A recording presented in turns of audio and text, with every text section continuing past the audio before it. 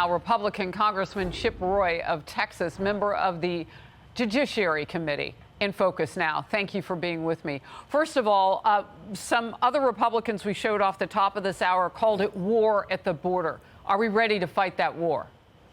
Well, Harris, good to be on as always. And yeah, my colleagues, they have it right. In fact, I don't even think they're going far enough. What we're seeing in South Texas with the continued expansion of cartels, we're now seeing, murders at the hands of cartels, fentanyl pouring into our communities. This is the same old story. A lot of us have been now saying for the last 2 years. And now the Biden administration is going to double down on policies using parole, which is supposed to be a case-by-case authority, to now say that they're going to take people from certain countries, bring them into the United States under that with a sort of get by, don't go past go, come straight into the United States, and they're going to get a path to a visa. Meanwhile, they're going to be then turning away people at the border and from those countries, but they're going to bypass the border and bring them straight into the United States. That's the kind of games they're playing, and that's the games they've been playing. This is why I introduced H.R. 29. That's why Majority Leader Scalise made it one of our priorities, because we need to detain or turn away. That's what we need to do to change the policies at the border. And Republicans have got to get with the program and understand what it means to actually do something about it instead of speaking about it. It is our time to act. You got to use the debt ceiling fight, the spending fight, and actually we're going to have to do what the Senate didn't do when Mitch McConnell capitulated to Democrats in December and took away our leverage. Now we're going to have to use the debt ceiling and the spending fight in September to demand that Biden do the right thing, and H.R. 29 is the right path forward. Detain like current law requires under asylum adjudication.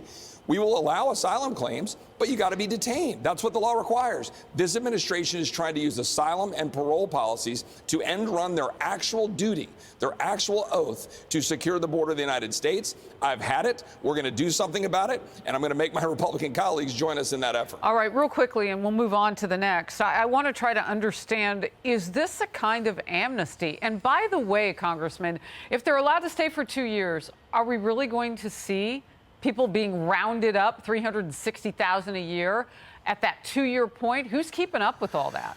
Yeah, no one, and it's purposeful. This is designed actually purposefully to end run the requirement that we actually stop people at the border.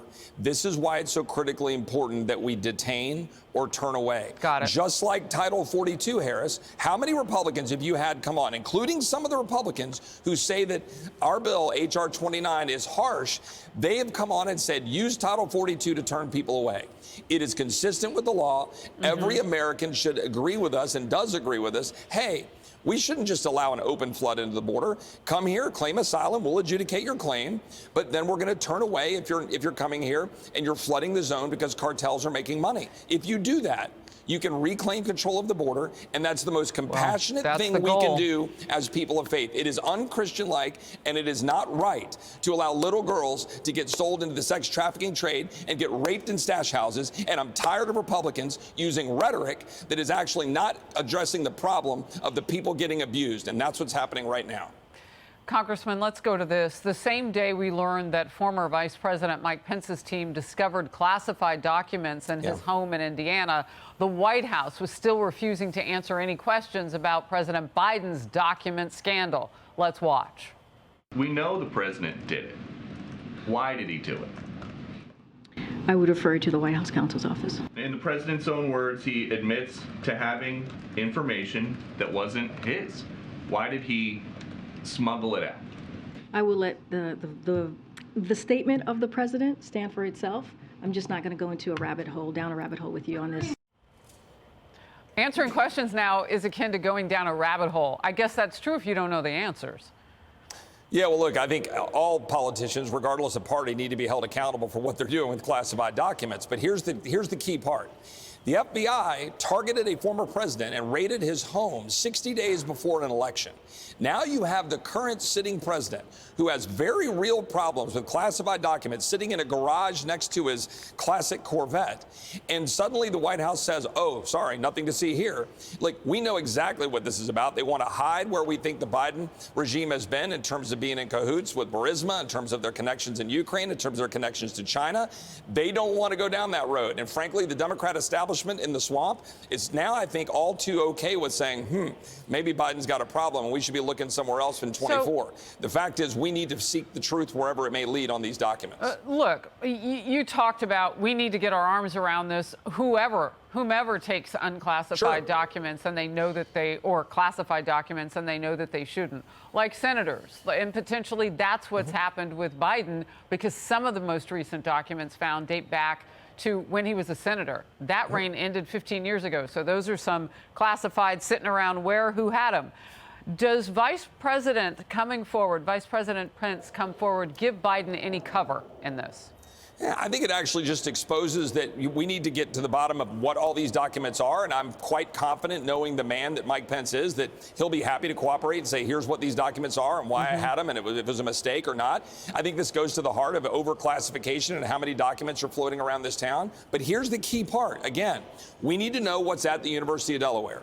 We need to know what's in Hunter Biden's offices. We need to know what's in Hunter Biden's, all of his connections. We need to know because President Biden is the president. And there are very legitimate questions about his ties to China, his ties to Burisma, his ties in Ukraine. We need to know the truth because it's affecting our policy right now. And I like the fact that you mentioned the University of Delaware. Thanks for reminding me of that. 1,850 boxes of Biden materials. We don't know if or how many of those could possibly be classified. It's interesting that the FBI, the DOJ, are not perched at the doorsteps of where those boxes are being held to be able to see what's in them. Let's get to this. More members of President Biden's own political party are taking on Biden over his document scandal. Senator Joe Manchin says it couldn't get any worse. Senator Mark Kelly, I don't think any classified document should be at somebody's house. Senator John Tester, we have to get to the bottom of it to find out what the hell happened. His words. Our own legal analyst, Andy McCarthy, with a new op-ed titled, Biden's blame-shifting excuses for classified documents make scandal worse. Congressman, your reaction to all of that? Well, as usual, I often agree with my good friend Andy McCarthy, and I think his op-ed's spot on point. And of course, I would note that you just recounted Democrat senators from West Virginia, Arizona, and Montana.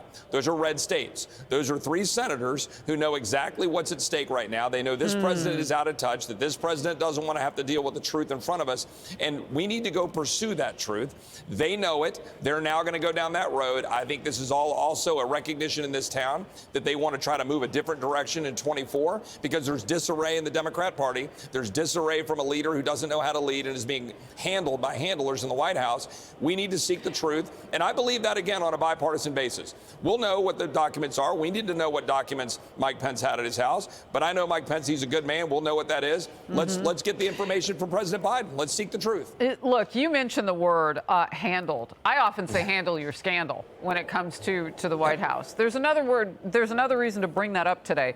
A reporter pressing the White House on how former Vice President Pence handled his document situation, which is what you're laying out, Congressman, versus how the president handled his. Let's watch. One of the things that the Pence team seems to have done in the last week is make public disclosure of the circumstance. Advise NARA, but also advise Congress and now the public. Any reflections among the communications and press staff here as to how the Pence team handled it versus how Steve, I understand your question and I hear it. We've answered your question in many different variations. I'm just don't have anything else to share from here. Quick last word in response to that. Yeah, there's a concept in law called res ipsa loquitur. The thing speaks for itself. I think we're seeing that in real time. Greg Jacobs, the counsel to Mike Pence, is a very good man. Mike Pence is a good man. They're bringing it forward. Why won't Biden? You know why. Representative Chip Roy, the great state of Texas. Thank you. Good to see you in focus. Harris.